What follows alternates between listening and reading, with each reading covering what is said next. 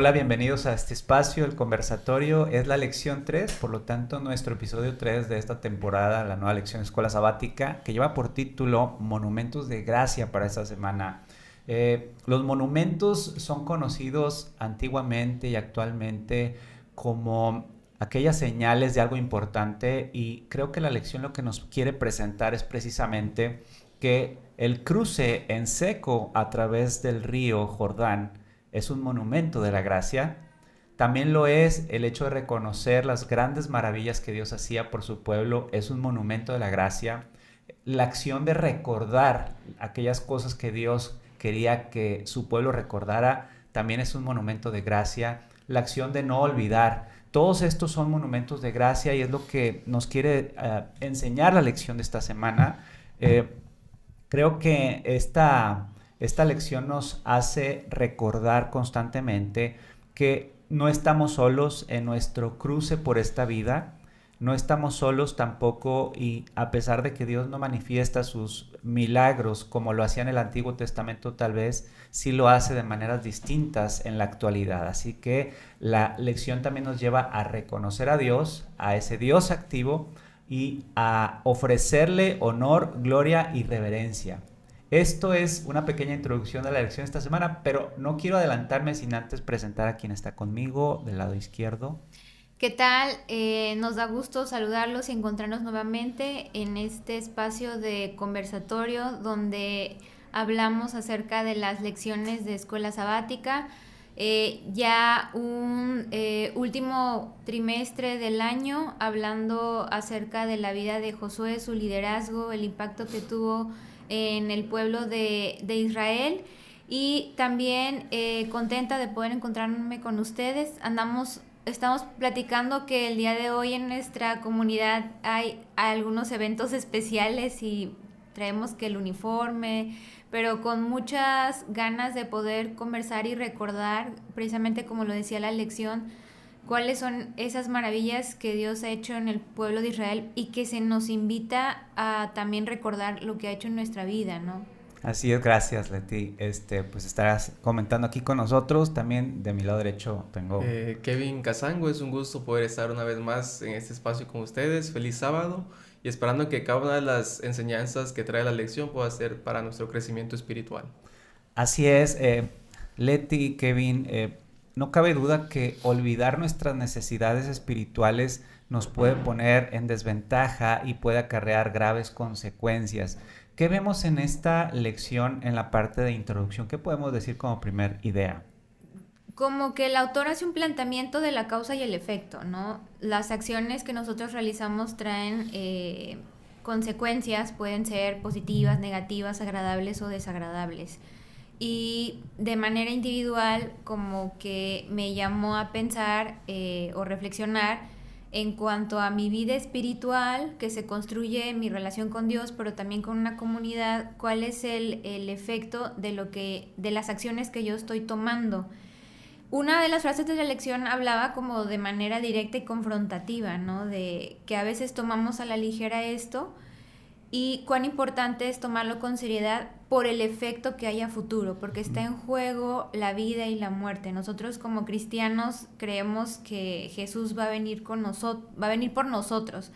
Y esta esperanza, aunque nos llena de mucha alegría, sobre todo ahorita en las circunstancias que nos toca actualmente vivir o afrontar, nos hace recordar, no como para que tengamos miedo, ¿no? De piensa que cada decisión que tú tomas tiene un impacto en el futuro, en la vida eterna, porque tal vez lo estamos pensando muy en el día a día y no en el efecto que pueda tener a futuro, ¿no? No solo en nosotros, sino en nuestra familia, ¿no? Así es, sí, sí, qué interesante es llevar a pensar eso, ¿verdad? Que nuestras acciones actuales, nuestras decisiones actuales, nuestra vida, nuestra realidad actual, pues tiene un impacto en el futuro, y a veces como humanos tendemos a olvidar, ¿no? Como que necesitamos que se nos recuerde una y otra vez, ¿no, Kevin? Sí, yo considero, bueno, lo que yo pude percibir de esta lección es que a veces damos las cosas por sentado. Ujú. En el caso del pueblo de Israel, ¿cuántas veces Dios no los libró de muchas cosas? Vieron y palparon las grandes bendiciones y maravillas que Dios hacía por ellos. Y a veces decían, no, pues ya estamos bien, ya no corremos peligro, no hay que hacer pues nada más, y se volvían a otros caminos. Y perdían esa purificación, esa entrega que se debía de ser constante. Y a veces en nuestra actualidad hacemos algo parecido.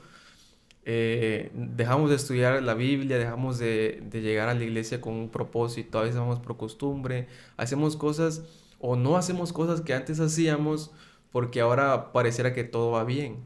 En el caso del pueblo, cuando se encontraban contra algo muy complicado, una situación muy difícil, entonces recurrían una vez más a Dios y Dios estaba presto para poder ayudarle, que era algo maravilloso porque que se imaginan que cuando el pueblo recurriera a Él, Dios les dijera, no, pues ahí ven cómo lo hacen ustedes, ¿no? Cómo cruzan, pero en este caso el Jordán. Ujú. Pero lo maravilloso es que Dios estaba presto siempre a ayudarles y creo que es algo que nosotros podemos recordar, que en todo momento podemos ir confiados delante de Dios porque Él está presto a poder ayudarnos en todo. Exacto. Esta lección como que da para muchas aplicaciones en la vida, ¿no? Y tomando lo que Kevin está diciendo, lo asocio a la relación de pareja.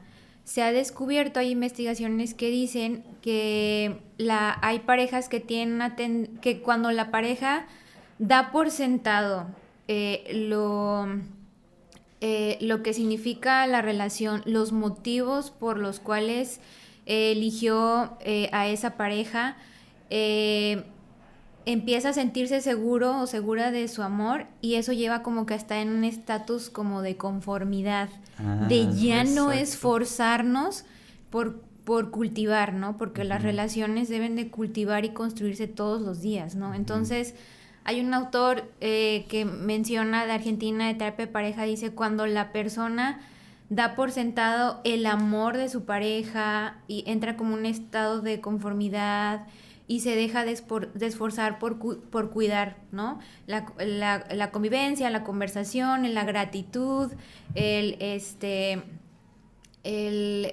incluso reflexionar los motivos por los cuales decidió, ¿no? Entonces me da mucha atención porque Kevin dice, el pueblo en el desierto, cuando salieron de Egipto ocurrieron ciertos milagros, ¿no? El cruce del Mar Rojo, vimos cómo Dios los cuidó, pero como que daban por sentado ese amor y ese cuidado que tal vez los llevó a estar como que en este estado de conformidad y no a cuidar el tema de la gratitud, del recordatorio, el sentido, por qué estamos nosotros aquí, ¿no? Sí. En cuanto a la relación. Me gusta esta metáfora, Leti, porque al final del día en la Biblia se menciona constantemente esta relación de matrimonio, ¿verdad? Ujú, Entre Dios y su iglesia. ujú. Su iglesia es el pueblo, ¿no? Y se manejan también incluso términos muy enfocados o relacionados con con el matrimonio, ¿no? Yo quiero ser un Dios para ustedes, pero quiero que ustedes sean mi pueblo. Ujú. Y en este llevar y en esta atención que Dios daba a su pueblo, a su esposa, ¿verdad? Hay algunos aspectos vinculantes y a mí lo que me sorprende es que esos aspectos vinculantes pues estaban basados en muchos milagros que a pesar de eso el pueblo olvidaba y uno de ellos es el cruce del Jordán. No sé qué opinan, hace rato te decía Kevin, ¿quién es el autor? Porque me gusta cómo plantea diferentes perspectivas, ¿no? Y cómo es tan rica el contenido bíblico que lo podemos ver de diferentes ópticas. Entonces, en el cruce de este río, del Jordán, podemos ver también una referencia a lo que había ocurrido anteriormente en el Mar Rojo. Pero lo que llama mi atención es que les da algunas instrucciones previas. Es decir, Dios es un Dios que planifica. Dios es un Dios que emite recomendaciones. Dios es un Dios que si te llama a que le hagas caso, lo va a hacer bajo ciertas condiciones que Él dice, ¿verdad? No sé si podamos comentar al respecto, qué es lo que Dios les dijo que había que hacer previamente, ¿verdad? Para estar listos para realizar este cruce, ¿no? Hablaba como de la preparación, ¿no? Hay Ajá. un versículo en el capítulo 23, versículo 14, donde Dios les recuerda cuán importante es prepararnos para recibir sus bendiciones y lo dice de la siguiente manera, porque Jehová tu Dios anda en medio de tu campamento para librarte y para entregar a tus enemigos delante de ti. Por tanto, tu campamento ha de ser santo para que él no vea ninguna cosa inmunda y sea aparte de ti, ¿no? Ajá. O sea, recibir una bendición requiere de parte de nosotros cierta preparación, y Dios motivaba, pues a través del liderazgo de Josué, a comunicarle al pueblo que era necesario que se prepararan, ¿no? Como abre los ojos, vamos a ponernos a cuenta, recuerda cómo en el pasado te he ayudado, te he librado, y creo que esta preparación ayudaba de cierta manera a poner atención a los detalles, ¿no? Sí, y era una manera también de decir, de explicar que no iba a ser como ellos quisieran. Es decir, la entrada a Canaán no iba a ser improvisada ni como el pensamiento de ellos les dijera que debía ser, sino que el éxito de esta misión estaba en función de lo que Dios les había establecido. Es decir, la conquista solo podría tener éxito siguiendo las indicaciones de Dios, y esto es una enseñanza para nosotros. Si queremos conquistar el éxito, la lección pasada hablábamos de qué era el éxito bíblicamente, ¿verdad? Si queremos tener éxito, pues no hay otra opción. Es decir, no podemos basarnos en nuestras creencias y en nuestro razonamiento. Decíamos también lecciones anteriores que no puede ser como Caín, que él pensaba que ofrecía lo mejor. Sin embargo, para Dios no era lo mejor. Era lo que Dios pedía, no lo que él pensaba que era lo mejor. Y aquí tenemos otro ejemplo de cómo la entrada exitosa a Canaán tendría que ser bajo lo que Dios establecía. Así es. Y llama mucho mi atención que al menos en Josué 3:5, que nos dice que Josué le dice al pueblo: santificaos porque Jehová hará mañana maravillas entre vosotros. Y es muy interesante cómo la lección dice que este término traducido como santificar o consagrar se refería a un proceso de purificación, es decir, un completo abandono del pecado, de los malos hábitos, de las malas cosas de todo lo que nos separa de Dios. Exactamente, porque, y bueno, al final de todo engloba también lo que es la obediencia. Siguiendo las instrucciones de Dios, lo que Él dice que tenemos que hacer para tener éxito, entonces solamente podemos llevarlo a cabo mediante la obediencia. Así y eso es es algo que tanto esa nueva generación del pueblo como los antepasados pudieron experimentar, la obediencia en cuanto desde que salieron de Egipto, del cruce del Mar Rojo y todo, hasta este momento también vemos que la obediencia es un factor clave para que las maravillas de Dios puedan ser una realidad. Para nuestra generación también, claro, ¿verdad? Claro, para nuestra generación. ¿Qué es lo que se extrae de esto, esta enseñanza de que, como decía, el éxito está basado en la obediencia que nosotros podemos obtener? Es decir, no puedo entrar a Canaán si no hay obediencia previa. A veces queremos imponernos sobre la voluntad de Dios, o nos queremos hacer un Dios ficcioso que no existe, que lo concebimos nosotros y nosotros nos lo diseñamos, pero es un Dios que en realidad nosotros no lo hemos concebido, no lo hemos enarbolado, un Dios que no es el Dios bíblico, ¿no? Entonces, el Dios bíblico tiene preceptos, tiene mandatos, tiene instrucciones, tiene metodología, tiene un conjunto de sistemas, ¿verdad?, para darnos a nosotros y decirnos cuál es la ruta de la salvación. A eso nos referimos, ¿no? Claro. Hay un pasaje que está hablando sobre las maravillas, porque es otra cosa que la historia presenta. Josué capítulo 3, versículo 6. Quiero leer, el pasaje es largo, quiero leer al menos algunos versículos. Y habló Josué a los sacerdotes diciendo: tomad el arca del pacto y pasad delante del pueblo, y ellos tomarán el arca del pacto, y fueron delante del pueblo. Entonces Jehová dijo a Josué: desde este día comenzaré a engrandecerte, delante de los ojos de todo el pueblo, para que entiendan que como estuve con Moisés, así estaré contigo.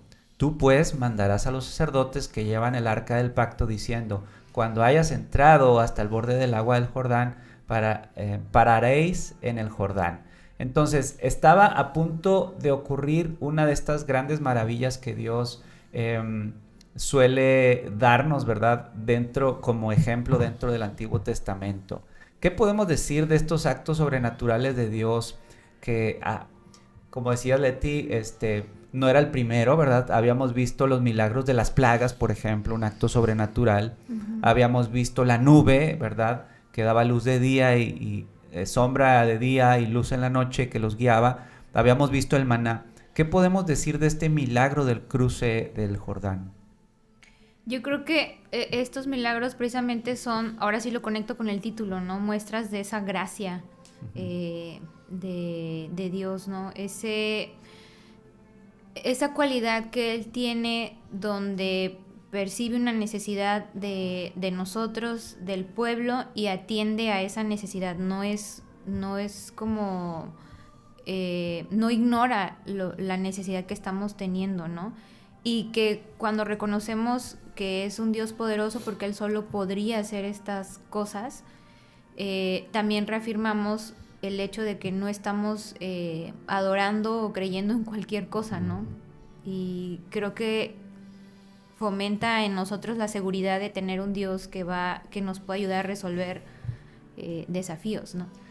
Sí. Me llama mucho la atención y me encanta cómo es que esta sección de la lección se dedica a lo que es mostrarnos, recordarnos y poder alabar a Dios en lo que es toda esa parte de la lección, de en Dios de maravillas, un Dios todopoderoso. Incluso algunos textos como lo es Salmos 72:18, que dice: bendito Jehová Dios, el Dios de Israel y el único que hace maravillas. Y Salmos 86:10 dice: porque tú eres grande y hacedor de maravillas, solo tú eres Dios. Sí. Entonces, y al final de esta parte, de esa sección, nos dice que Dios es un Dios vivo. Y así como hizo maravillas con el pueblo de Israel en ese momento, puede hacer maravillas por nosotros de la misma manera que lo hizo con el pueblo también, si nosotros confiamos en que así lo puede hacer Él. Y sobre todo si le obedecemos, como decíamos hace un momento, porque decía Leti, que al fin y al cabo aquellas muestras, esa expresión del poder de Dios en cuanto a las maravillas que hacía por el pueblo, era por su gracia y porque el pueblo la adoptaba, la tomaba y hacía uso de esta que al fin y al cabo pues es para todos, ¿no? Y todos tenemos esa oportunidad de poder contemplar las maravillas de Dios, incluso en esta época. Sí, Zacarías pudo ver en el futuro cómo Dios iba a provocar una liberación de su pueblo. Estamos hablando de la época del exilio, pero es interesante cómo Zacarías puede asegurar en el presente algo que está en el futuro. Dice el pasaje, ¿verdad? El libro de Zacarías presenta cómo les animaba a todos a pensar. Imagínense ancianos o personas adultas sentadas, apacibles, tranquilos en las calles. E imaginen también a niños jugando, ¿no? Yo quiero pensar que muchas personas del remanente, ¿verdad? El resultado del exilio, podrían estar dubitantes, podrían estar dudando de la promesa que Dios había hecho primero a Jeremías y luego al profeta Daniel de que habría realmente una liberación. Sin embargo, Zacarías declaró lo siguiente: así dice el Señor de los ejércitos, si en aquellos días esto parece muy difícil a los ojos del remanente, es decir, la liberación, ¿verdad? ¿Será también muy difícil a mis ojos? Es decir, los problemas, a veces nosotros nos podemos ennublecer un poco y poder pensar, es que es tan difícil, la situación que estoy pasando es tan complicada. Sin embargo, yo te invito a que pienses en estas palabras de Jehová que dice: ¿será también muy difícil a mis ojos? ¿Verdad? Hay otra frase quiero citar un libro por allí, que dice: no tenemos nada de qué temer en el presente, a menos de que olvidemos cómo Dios ha hecho grandes cosas por nosotros en el pasado. Entonces, ese mismo Dios es el mismo Dios de Zacarías y es el mismo Dios de Josué y es el mismo Dios del pueblo que les decía: si yo te digo que van a ocurrir grandes cosas, voy a hacer que se abra las compuertas de agua como lo hice en el Mar Rojo, a ti, segunda generación, te voy a hacer vivir la misma experiencia que hice vivir a aquella generación al cruzar el Mar Rojo, ¿verdad? Fíjate cómo Dios de misericordioso que les da esa oportunidad. Y hablando ya de generaciones, ¿por qué el énfasis de recordar y de no olvidar? Porque algunos vamos creciendo, envejeciendo, y viene una nueva generación que necesitamos recordarle también lo que Dios hizo en el pueblo de Israel, lo que ha hecho en nuestras vidas, porque es la generación que está creciendo, conociendo, naciendo. Entonces, no solo tiene un propósito el recordar lo que Dios ha hecho en nuestras vidas, sino que también mediante esta práctica la nueva generación conozca lo que Dios ha hecho y lo que también Dios es capaz de hacer en su vida. Sí, cómo son importantes, ¿no? Los significados. Podemos encontrar que los significados dentro de la cultura, tanto los símbolos, las cosas que hacen referencia a ciertos momentos o pasajes, en este caso podemos ver que una acción para recordar era precisamente poner un altar. Dios le da la recomendación a Josué que 12 personas elegidas fueran a tomar piedras, ¿no? Entonces, estas piedras, a lo mejor, bueno, pues ¿para qué son estas piedras, no? Uh-huh. Después se dieron cuenta que iban a ponerlas una sobre otra y que estas piedras se iban a volver lo que dice el título de la lección precisamente, un monumento de la gracia. Si pudiéramos comentar un poquito por qué un puñado de piedras inertes llegaron a ser un monumento de la gracia. Antes de que lo conteste, Kevin, quisiera como que enfatizar lo que me llamó la atención de ese día, es que el autor llama a reflexionar que no era recordar pasivamente, ¿no? Dios hizo esto por mí, sino que él motiva o recuerda que este ejercicio de no olvidar o de recordar también debía ir acompañado de una acción. Uh-huh. Y me parece que esa acción era monumento, ¿no? Uh-huh. De las 12 piedras, que significaban también algo, porque ¿por qué 12? Sí. ¿Por qué no 24? ¿Por qué no más? Pero fíjate también la importancia de lo que estás diciendo, o sea, no solamente recordar, sino accionar, porque de nada serviría recordar las cosas si no nos sirven para algún propósito claro y definido, ¿no? ¿Por qué es un monumento de gracia, Kevin, esto? Sí, llama mi atención esta indicación, ¿no? Por parte de Dios. Y bien dice, las piedras pues en sí no tenían algún valor especial, pudo ser cualquier piedra que hubieran encontrado ahí.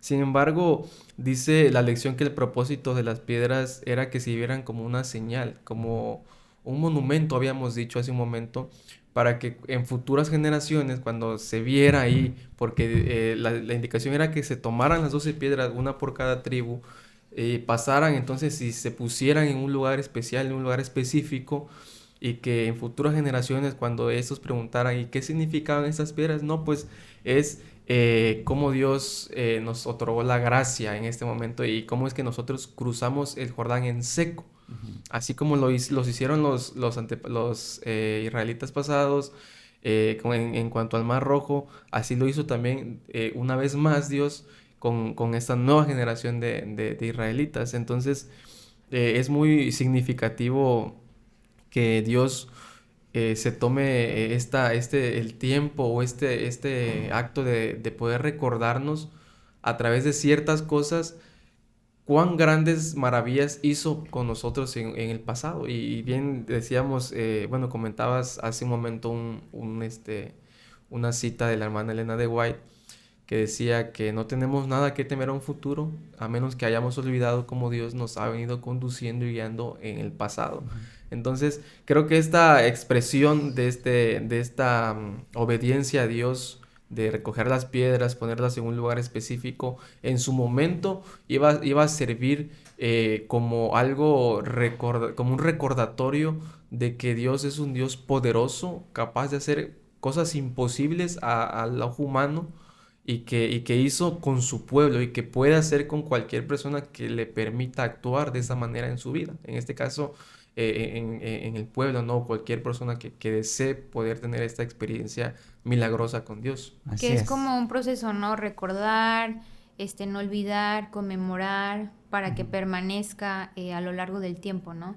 Y vuelvo otra vez con el tema de la relación de pareja. Uh-huh. Cómo nuestra vida está construida de rituales. Y los rituales, que hay muchos tipos de rituales, en las relaciones o incluso también en las comunidades, nos recuerdan los significados que le damos a la relación. Por ejemplo, pienso en un ritual que se prescribe en algunos momentos en la terapia de pareja, que se llama gratitud, perdón y compromiso. Se le recomienda a la pareja que al final de la semana puedan tener un momento a solas donde cada uno de ellos exprese las situaciones, cosas por las que se siente agradecido, ¿no? De como, amor, yo me siento agradecido porque durante esta semana tú hiciste esto, esto y esto por mí que ha sido importante para mí. Pero también un momento para la reflexión, y aquí viene la parte del perdón, ¿no? Donde cada uno pueda identificar las cosas que consideramos no fueron adecuadas o pueden haber estado erosionando la relación, ¿no? Y es aquí donde de manera individual nosotros decimos, te pido perdón por las ocasiones en las que me expresé y no creé amor, por las ocasiones en las que no me involucré como tú esperabas, por haber olvidado esto. Y la última parte se llama compromiso, porque necesitamos crear un compromiso donde al haber reconocido lo que consideramos no ha sido adecuado para nuestra relación, nos comprometamos a hacer algo diferente para la siguiente semana. Entonces, pienso mucho en ese día, porque creo que también trae muchas aplicaciones para nuestras relaciones, ¿no? Sí. Dios, a través de esta historia, nos motiva a no olvidar, y como muy práctico, ¿no? Aquí está el monumento, es un recordatorio visual para conmemorar, para que quede nuestro colectivo, como decía la lección, ¿no? Porque también somos una comunidad que vamos recordando, pero ¿por qué estas maneras nos hacen construir también una relación, ¿no? De no olvidar lo que ha pasado en nuestra vida, ¿no?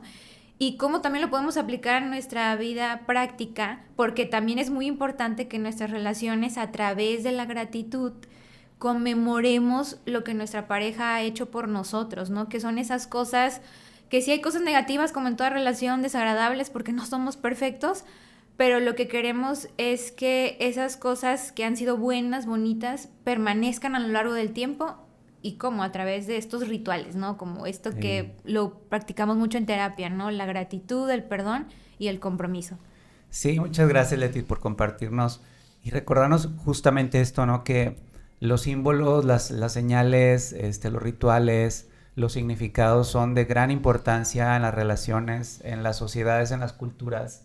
Y lo vemos en la Biblia, lo vemos en nuestra vida diaria, ¿no? ¿Por qué? Pues porque nos acercan a estándares, a criterios, a formas de ser, formas de vida, a principios, a valores que son relevantes y son importantes que permanezcan y se perpetúen a través de las generaciones. Las sociedades, ¿verdad? Y en este caso también Dios quería darles normas morales que Él quería y deseaba que se perpetuaran a través de la posteridad, porque emanaban de aquel sujeto moral único que es Dios, ¿no? Entonces, por ahí tenemos la acción o la invitación a recordar. Y luego... Y como una protección, al olvido, que el olvido puede traer serias consecuencias, ¿no? Sí. Justo iba a decir eso, y luego viene la reflexión de la antítesis, que es el olvido, ¿no? Sí. Que Dios en su palabra nos dice, acuérdate muchas veces, y nos da de antemano a entender que el olvido puede ser peligroso. Olvidar nuestras necesidades espirituales puede ponernos en terrenos muy complicados y terrenos de muerte, ¿no? Sí, creo que una vez más vemos que estas enseñanzas o estas partes de las lecciones no se escriben por casualidad, sino porque hoy en día, bueno, desde hace muchos años, nosotros como seres humanos tendemos a olvidarnos de muchas cosas, muchas cosas, a veces pequeñas, a veces grandes, pero a veces algunas no son tan importantes, podríamos decirlo, como nuestras necesidades espirituales. Estas son vitales para nosotros y mucho más ahora en la actualidad, porque estamos viviendo en un mundo que cada vez va en decadencia, cada vez está más lleno de oscuridad, lleno de muchas cosas que desvían nuestra mirada de Dios y nos hacen ir olvidando poco a poco cómo Dios ha venido actuando en nuestras vidas. Y creo que es algo maravilloso cómo Dios, a través de su palabra, nos recuerda que en momentos complicados de nosotros, de nuestras vidas, Él estuvo ahí, Él nos ayudó, Él nos dio soluciones, nos dio respuestas, nos dio resultados, nos extendió la mano tal cual fue con el pueblo de Israel, y es algo que nosotros deberíamos de tener en mente todos los días, y esto se puede lograr con una relación íntima con Dios, una relación constante que no se quiebre, que no mengüe, una relación que se mantenga y que cuando los momentos complicados lleguen a nuestras vidas no se quiebre, sino que se mantenga. Y creo que podríamos decir, uno de los secretos para poder mantenernos intactos con nuestra memoria en cuanto a las cosas grandes que Dios ha hecho por nosotros. Fíjate que yo también exalto el hecho de que Dios permitió a esta segunda generación resignificar la experiencia que la primera generación había tenido al atravesar el Mar Rojo. Si esta experiencia había sido relevante para esta generación, Dios dispuso, ¿verdad?, que en una especie de paralelo pudieran esta segunda generación vivir en cierta manera la misma experiencia, una experiencia similar a la que ellos habían tenido.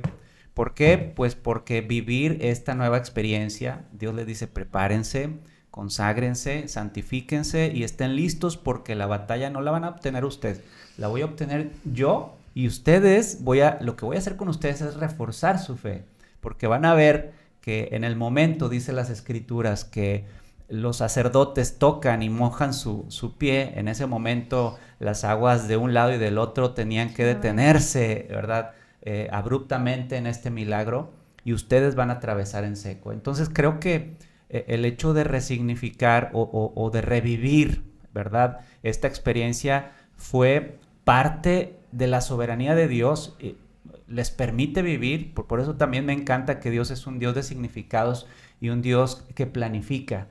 Lo que ocurre en la Biblia no ocurre por azar, ocurre por algo especial, y Él quería decirle a su pueblo, pueden confiar en mí, pueden confiar que yo les daré el triunfo sobre la batalla, y pueden confiar que aunque ustedes puedan estar en posición de guerra, pueden ir marchando, quien va al frente soy yo.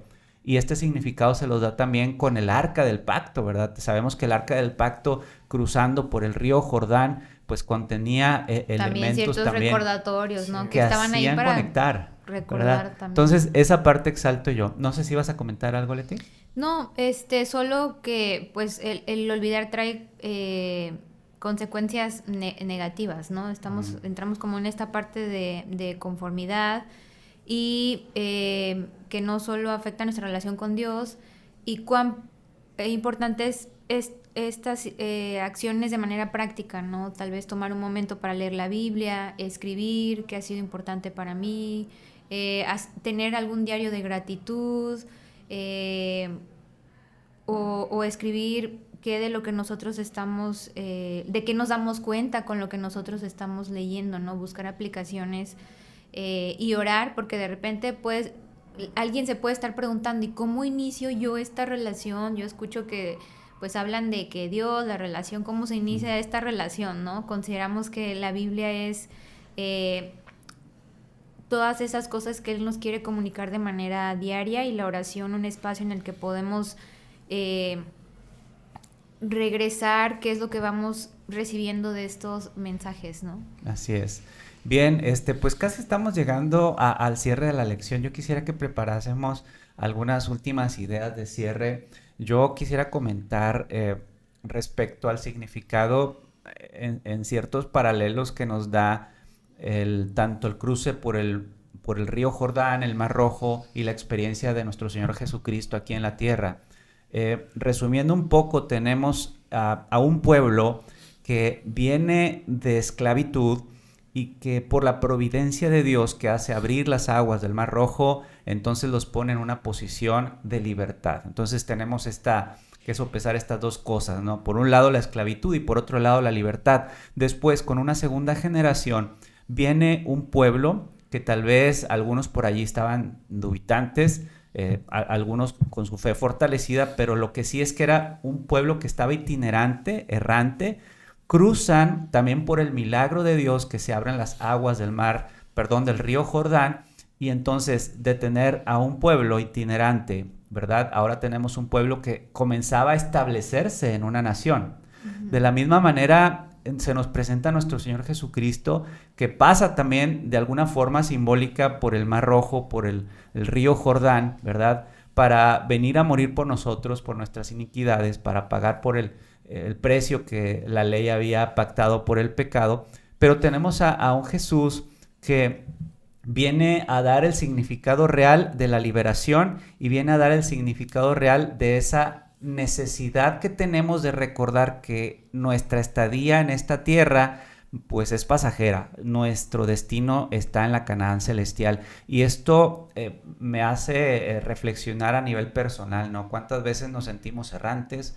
¿Cuántas veces nos sentimos esclavos del pecado? Y necesitamos voltear a ver los grandes milagros y las grandes maravillas de Dios para reconocer que en sus verdades y en su ley está la liberación de las cadenas o de la esclavitud del pecado, y también en su ley está la ruta segura para dejar de estar itinerantes en la tierra y ir rumbo a la Canaán celestial. Es la reflexión que me deja esta lección.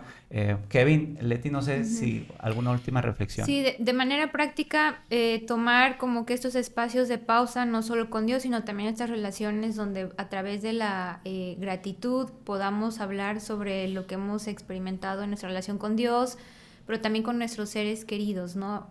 Esta lección nos enseña a recordar, para conmemorar, pero también crear algunas acciones que puedan ser congruentes con lo que nosotros esperamos de Dios, pero también como una respuesta de obediencia a lo que Él también espera de nosotros, ¿no? Así es, muchas gracias, Kevin. Y bueno, yo puedo concluir en que así como el pueblo de Israel tenía la promesa de la Canaán, de poder poseerla, nosotros tenemos la promesa de poder poseer la Nueva Jerusalén. Y creo que es algo que debemos de recordar, no olvidar, como decía la lección, porque cuando nosotros recordamos el propósito que nosotros tenemos en esta vida, le damos entrada, cavidad a la gracia de Dios y a contemplar las maravillas que Él hace por nosotros. Y creo que esa lección nos abrió un poquito más para reflexionar en qué cosas estamos haciendo y si le estamos permitiendo a Dios que actúe poderosamente como lo hizo con el pueblo de Israel, y a nosotros también, si nosotros estamos haciendo uso correcto de la gracia, y también si estamos dándole cavidad a esos milagros poderosos que hacía igualmente con el pueblo de Israel. Así que yo podría convivir con eso, que no desviemos nuestra mirada del propósito por el cual estamos en este mundo y hacia dónde vamos, como lo contemplaba el pueblo. Así es. No tenemos nada de qué temer en el presente ni en el futuro, ¿verdad? A menos que olvidemos cómo Dios ha proveído en el pasado y cómo Dios nos ha acompañado en todo este tiempo que tenemos de vida. Que Dios te bendiga. Esto es El Conversatorio. Les esperamos en el siguiente episodio.